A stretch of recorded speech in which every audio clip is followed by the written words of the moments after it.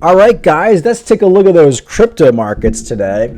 Not too much change since yesterday. Like I said yesterday, kind of getting boring. Everybody just waiting for that ETF. You can see all the other YouTubers. It's the same old shit. ETF price predictions, ETF guaranteed, 90% chance we're getting the ETF. It's kind of, everybody's bored. Nobody knows. Nobody can come up with much content. Overall, to me, everything kind of looks like blah. I feel like we're coming off that pump, like I said yesterday, and I feel like we're just going to hang out, maybe get to a $47,000 Bitcoin if we get that ETF. Found a few interesting articles today.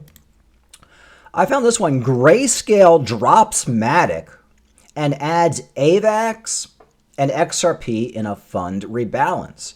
Kind of interesting. Why would they drop Matic? But I guess they have their reasons. Although Matic has been kind of lackluster lately, the shifting allocation impact Grayscale's digital large cap fund, DeFi fund, and smart contract platform. Asset manager Grayscale has rebalanced weights for 3 of its cryptos, removing tokens such as Polymatic and adding Avalanche and XRP, according to an announcement on January 5th. The new allocations are part of Grayscale's quarterly review and impact its digital large cap fund, DeFi fund, and smart contract platform X Ethereum fund. The revised composition of the digital large cap fund is as follows: Bitcoin, which is 69% of their fund. That makes sense. They got Ethereum at 21%. I agree with that. Solana at 3%. I don't agree with that. See, I think what you're going to see with this fund is probably once Solana hits like $150, they're gonna dump all their Solana. I made a video yesterday saying that probably Rand Nooner has already dumped all of his Solana. I guarantee it. I mean, he's probably would never admit it. I guarantee he's dropped at least 60 to 70% of his Solana. And he'll probably buy back in as well, because Solana is kind of on a dump train right now. XRP, 2%, and Cardano, they only have 1.6%. So that's interesting. Okay, so here's the new. This is the new revised percentage. As for Grayscale's DeFi fund, among the changes is the removal of Curve DAO. The new basket compromises of Uniswap, Lido,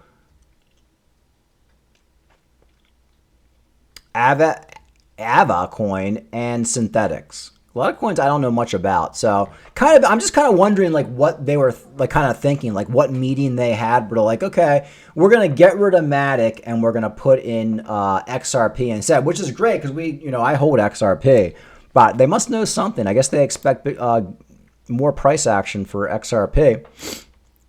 Bitcoin traders see breakout as bulls cling to 44K. Yeah, I mean, if you look at Bitcoin right now and the overall crypto market, like the only thing with any life in it whatsoever is Bitcoin, and it's kind of like just like holding on for dear life. I mean, that's the way I see it right now. I mean, Bitcoin's just like it's holding on to that one grasp straw that we're going to get that ETF. I think people are bored. I'm bored. People are bored with this trade and they just want it to be over with. So I think that's what we're waiting for. BTC price action is due a sea change in the coming days thanks to the spot ETF decision. Data from Cointelegraph Market Pro and TradingView showed narrowly volatility in BTC price performance over the weekend. Market remains nervous as to how BTC USD might react to the approval or denial of the United States' first spot Bitcoin ETF. As Cointelegraph reported, the seminal event is widely predicted to deal a temporary blow to bulls in the form of a BTC retracement and a sell the news event. I think we've been talking about that for like the last couple of weeks, how it's probably going to be a sell the news event, and I'm sticking to it. Honestly, I think Bitcoin right now is just waiting for that approval, and then it's probably going to get like a quick pump up, like a boom, like $1,000 pump up. Okay, $46,000, and then followed by a big old dumper, and we're probably just going to be hanging out there for a couple months until we get to that happening.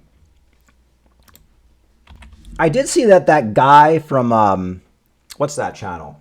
Is it Cointelegraph or whatever? Not Cointelegraph. Maybe it is Cointelegraph. CoinMarketCap, whatever it is. The guy who has that YouTube channel, the British guy or guy from UK, he did a video talking about Cardano last week.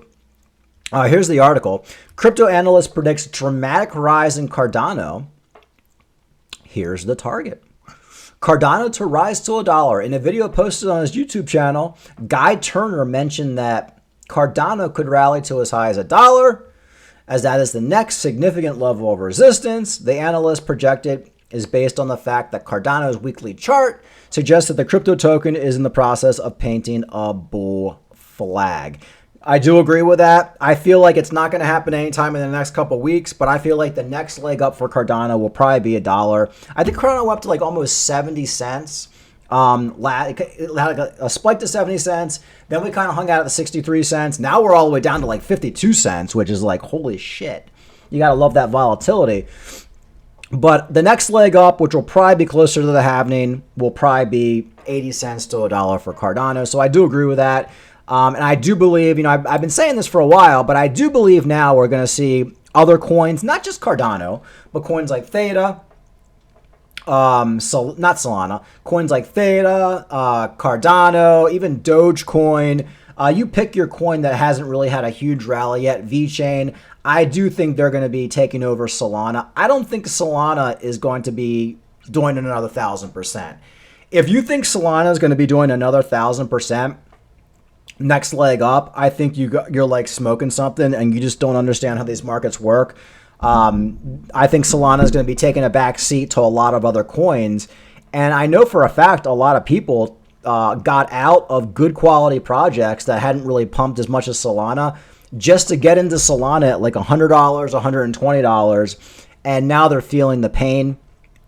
And I talked about this yesterday. I said, guys like Rand Nooner, they were pumping the hell out of Solana. Everybody on their channel was. Rand Nooner's got like 10 people working for him. They all do videos. And they stopped. Like as soon as Solana hit $120, they just stopped. They stopped talking about it. And I do believe that's because they all dumped all their freaking Solana. So they'll probably never admit it. There's no way for me to prove it. But I do believe they dumped. They'll probably buy back in. Once you see Rand Nooner and all those sleazeballs talking about Solana again, maybe at like $85, maybe $90 they'll buy back in. I'm personally not buying any Solana unless we get in the $70 range. But you'll definitely see them shilling the head out of Solana again. These guys are just giant sleazeballs. Haven't really talked about Ben Armstrong a lot lately. We used to follow his Twitter. It looks like he's doing this Cryptos Are Us fight. It's just funny for me to see that like the head guy for this fight, they're doing some like karate thing, is this guy George from Cryptos Are Us who's like so out of shape he can like hardly walk, and I guess he's like the trainer of all these guys. I don't know what crypto has to do with fighting. Like it doesn't make any sense to me. It's like I love crypto but I could care less about karate and all that stuff. Although I do have a black belt in Kinokawa Aikido, and I'm pretty good with wrist locks and stuff like that. But like, I just don't know how the two kind of like go together, like crypto and fighting, or crypto and UFC. I just feel like even Litecoin tried to sponsor UFC a while back, and it didn't really work out all that well. But let's see what he's talking about here.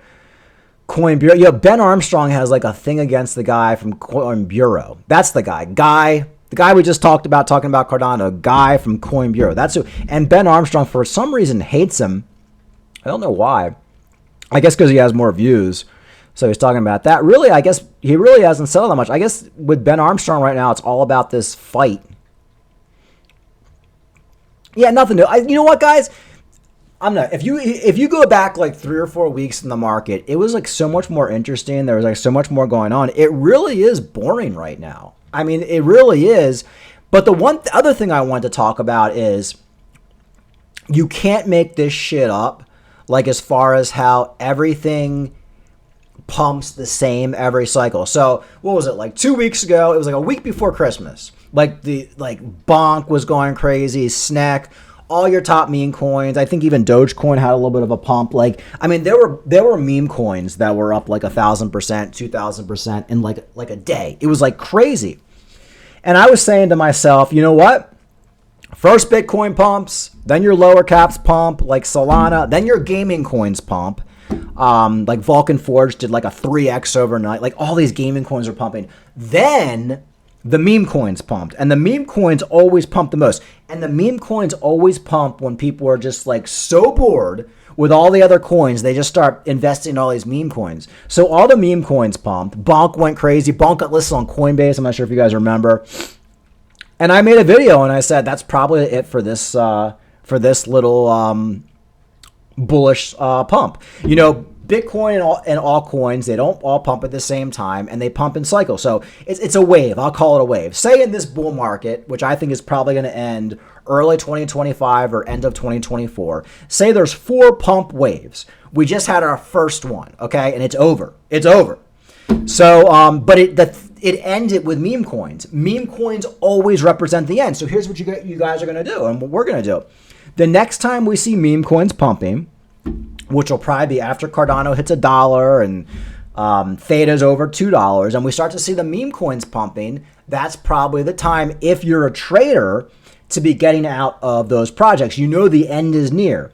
And once you see meme coins pumping like end of 2024, after we've already been in the bull market for like 8 months to a year, you'll probably know the bull market is over. It's ending. And a lot of people are going to think, okay, meme coins are pumping and we're going to dump and we're just going to be waiting for the next leg. Because during the last bull market, that's what everybody was saying. Everybody's like, okay, you know, meme coins are pumping, Bitcoin's pulling back. It's under 60,000 now, and it's probably just going to pump again in a few months and it'll go over 100,000. Me, I was selling all of my crypto, or at least 80% of my crypto, because I knew we had already been in a bull market for a year. And the thing that killed me last bull market was not getting out like at the wrong time. I actually got out at the right time. I actually caught it really well. The thing that killed me with crypto was trading in and out of projects. I got hit with higher taxes, and I would do stupid things like chase, like, okay, Litecoin's not pumping. Let me go into something else. And then Litecoin would start pumping. So I go back into Litecoin. I sold a lot of my Cardano to put it into stuff because Cardano wasn't pumping. I swear to God, 2 days after I sold 30% of my Cardano doubled. Then I had to buy back in. I still did well. But my problem was not timing. My problem was just like trading in and out of stuff, following guys like, you know, Gareth Soloway and Rand Nooner. And that's why I have such hate and disdain for these guys, because it wasn't just me. All my friends got like made the same mistake. Like all the people just who got so screwed following these traders. Anyway, so back to my original point. Meme coins pump last. They pump in waves. Eventually, they're going to dump and we're going to go right into a bear market. So me, I think that's probably going to happen end of 2024, early 2025. Once you see those meme coins going 10, 20, 30x from where they are right now, end of summer, that's probably your cue to get out of the market. Because meme coins always pump last, and you can't make this shit up. They pumped last 2 weeks ago, just like they always do, and now look at us. All your altcoins are dumping. Solana's like $90. Cardano's down big. Every altcoin's down big.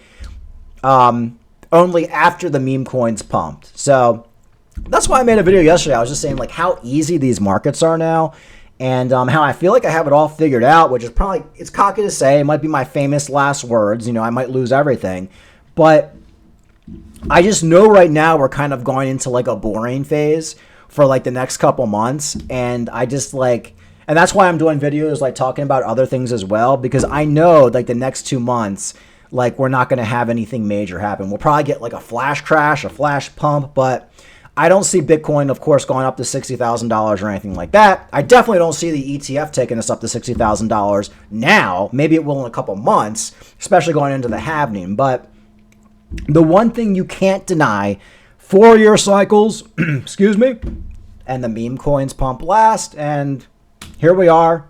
Everything's following the 4-year cycles.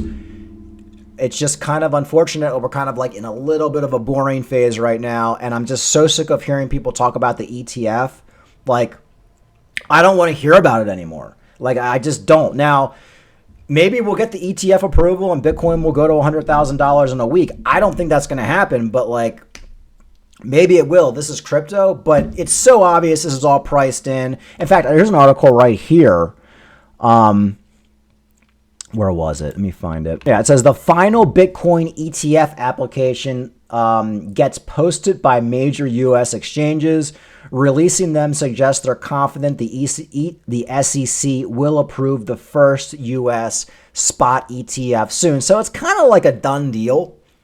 And that's why you're seeing the altcoins fizzle out. Bitcoin's not fizzling out because people are expecting it to get approved. So they want that one little last trade. Got the ETF, spike up, then they're going to dump. That's the only reason Bitcoin's not under $40,000 right now. So I'm not a guy who likes to short. And I probably wouldn't, but once that Bitcoin gets approved, maybe I would short just for a little bit because I just don't see any major catalyst coming up for the next couple months. So that's what's going on, guys. Kind of boring. Hopefully we get some more news next week. Yes, the ETF news, we'll probably get that. That'll be interesting.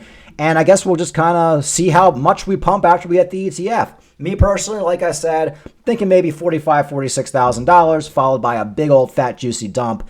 And I do see your altcoins going lower. Unfortunately, probably Cardano's going back to 45 cents. Probably Solana's going to $75. Probably Theta's going back under $1. I just don't see a catalyst until April. But I could be wrong. And I'm in a situation right now where I have a ton of crypto. If we go bullish, we go to $100,000, I'm set. I'm retiring end of year. And if we dump, I'm just looking to buy cheaper coins. So I'm kind of in like a no stress situation right now. Not trading or doing anything like that. It's just kind of like a no stress situation because I bought so much crypto during the bear market. You guys can watch my videos. So I'm just kind of here like twiddling my thumbs, just like, okay, just kind of waiting for the happening at this point. All right, guys, like and subscribe. Talk to you later.